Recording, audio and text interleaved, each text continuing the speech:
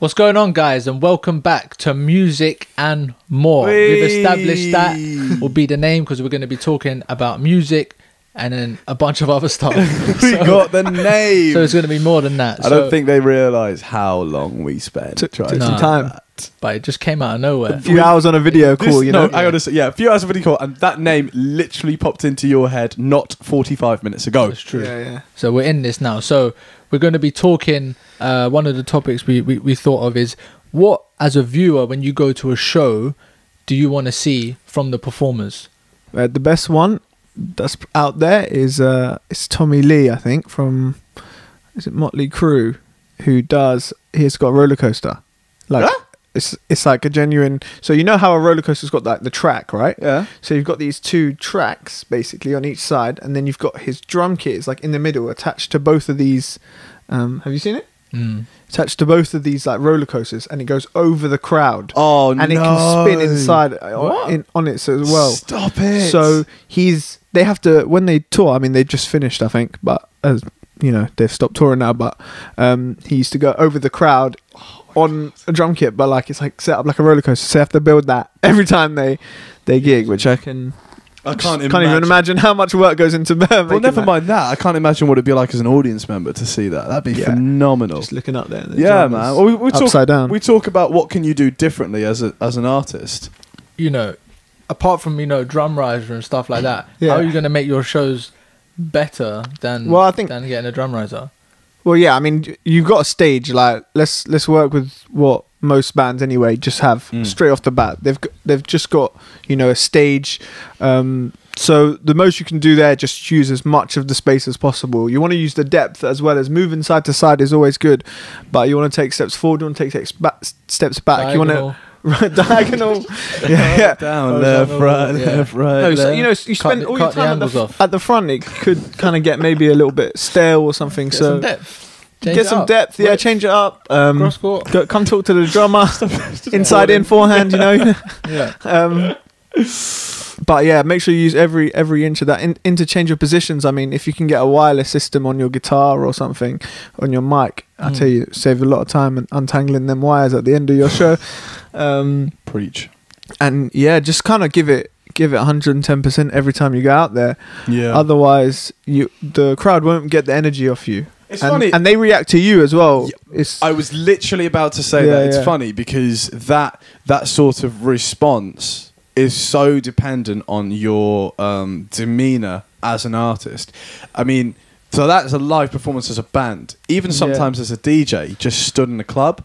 If I'm just stood there, just jamming, like doing nothing really, and people are 50-50 on whether to dance, I'll put my good money on that they're not gonna dance. But if you're there just vibing, just enjoying yourself and whatever, they're actually more likely to dance. And it's I mean, you don't need to go crazy, but just look like at least you're enjoying yourself. I mean, how many man do I see there just standing there just like with their phones or whatever, which is fine. I understand it. I mean, I've done it myself. But when it's time to go, it's time to go. When you hit that 11, 12, 1 o'clock, bust some moves out. Yeah, man. But I mean, like as a rapper, I mean, I actually was thinking not too long ago when we went to when we went to an event. Yeah.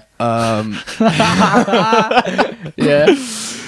I was thinking, like, I was watching the artist coming out and just literally they're rapping their songs that as everyone knows from on, like, but the backing tracks do most of it, and really they're just everyone knows the lyrics, and really we're just listening to the song on a sound system. Some guy's doing karaoke to his own song. I was like, I don't really feel like I'm seeing anything big. Yeah. But then recently, went to another few gigs with Ravi here, and one of which was just an open mic, and then they had some headline acts afterwards, and the atmosphere there was totally different. You really felt like they were performing, even though they had backing tracks and whatever else. It's more raw, isn't it? Because it was a very intimate space. It was very closed. So you could feel the energy, and it was all... I mean, everyone was giving off good vibes, but the artists were all giving it. And as a result, it was just... It was amazing. The atmosphere was incredible. So I was thinking, like, how can you do it as a rapper differently? But then again, you know, the energy sometimes is enough. But let's go beyond. What do you think they can do more? What, a rapper performing on stage? Let's say, yeah. What do you think? I feel like it's got to go past the rapping. You got to have like visuals. You got to have something going on behind you. Like these lot, they want to have fire. They want to have like, if you can get animation or something like that. You know, you watch Skepta at Printworks. There's a reason he's going to Printworks, because you can get like mad lights. Otherwise, you're literally just a guy in a microphone. You know. So it could be a little bit like, how are you going to fill the stage if you're a single artist? If you're a band, you've got 5 people to walk on. If you're one guy on the stage, like you need to fill the stage. So I feel like that's what I was saying. At some point, I think it goes more than the artist. I think they have to build a story, build a set like Iron Maiden, and have every song have something new come. Yeah. You know? I mean, they have the benchmark, really, you know, Iron Maiden for their live show. When we did the headline tour back, well, not our headline tour, their headline tour back in 2016, saw them 71 times and didn't get bored. It was that good. Like mental. 2 hours a night, 71 times, and still, every time I watch them, I'm buzzing off them. Was it the same show? Yeah. And I was never like a huge fan of Iron Maiden. Like everyone knows their big songs and things like that. So, but like when I saw them, you know, night after night on that tour, I was hooked. I think it blew me away. So they have loads of stuff going on. They obviously have pyro and things like that.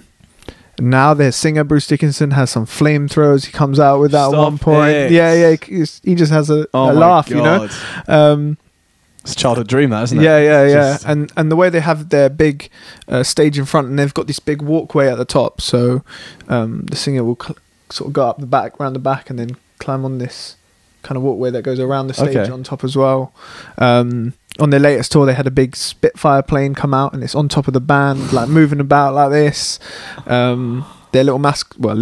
huge mascot Eddie. They have a walking Eddie that comes out, does a sword fight with Bruce at one bit, and then there's a lot that goes on. Do you know what I mean? Like, it doesn't get better than that in terms of it's crazy, fireworks and all sorts. But you know, one of more modern bands, Partway Drive, saw them a few weeks ago now, maybe it was only a week ago, I don't know, but at Alexandra Palace, and it was one of the best shows I've ever seen. I think I saw that on your Instagram, actually. Yeah, honestly.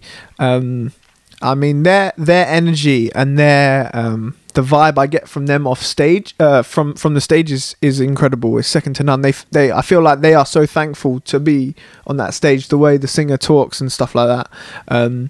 But also, their whole production is great. Like their fire that they use for the song "Crushed," it's like the whole stage is just in flames. It's crazy. And he comes out. I know. He comes out for their encore and like throws this like Molotov cocktail. Obviously, it's not real. I mean, that would be pretty dangerous. But he throws it behind at this Parkway Drive sign, and they have this huge bang, and then the whole stage just goes alight, and all this fire comes up.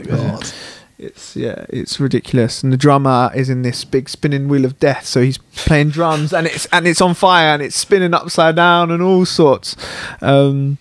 I think you've just crushed every good feeling I had about any venue I've ever played at. It's mental. What can be better than what do you think could go like further, like forget like 10, 20 years, 30 years, because you got fire. I personally feel like it's going to be like the animation thing. You know how it is. You're talking about the 3D where you can look. You know, it's like this mesh thing where you look and you can see the mad visuals on the screen. I feel like that's it, because if you can build a story around your playing your song, you know, and you can play that at the same time as your song, so the people in the crowd, they can look at you, they can look at the video, whatever. I feel like that's the. I think it was funny you said about depth, you know, or use the depth of the stage, because I saw recently Zed on some of his performances. I mean, like, it's probably the pinnacle of showing what is possible with a DJ performance when you're not really doing that much DJing sort of thing, you know. I say that with inverted commas because some people would be like, oh, he's not scratching or he's not doing this live, or, you know, when you're doing a show like that, it needs to be pre-planned, it needs to be whatever. I frankly don't care how the music comes out. You just use whatever medium you want, put on the show. That's what's most important. Even if it's in a club, you know, it's a different type, but nonetheless. But so where his stage is obviously elevated, and where the decks come out at the front of that table, sort of thing. Let's say table. That entire thing is a screen, and the entire thing behind him is a screen.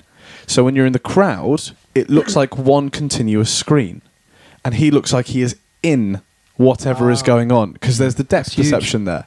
So with that, I mean, it's That's really sick. it's a really simple concept, like but it's just adds that extra element to it, and you can do so much more with that now, because the animations can incorporate the performer or the DJ there, and it can be interactive in that respect. I think a combination of them is both. I mean, I'm sure I've seen a band that uses animations have like fire animations, and it's just not as cool as real fire, Yeah, man. So you've got to have the mix. I mean, you can't be off beat playing, yeah, going up. Having said that, I did play at a club once where they had it was quite cool. The guy had obviously invested some money into this, like it's not much, but I mean it was a nice thought. But so next to the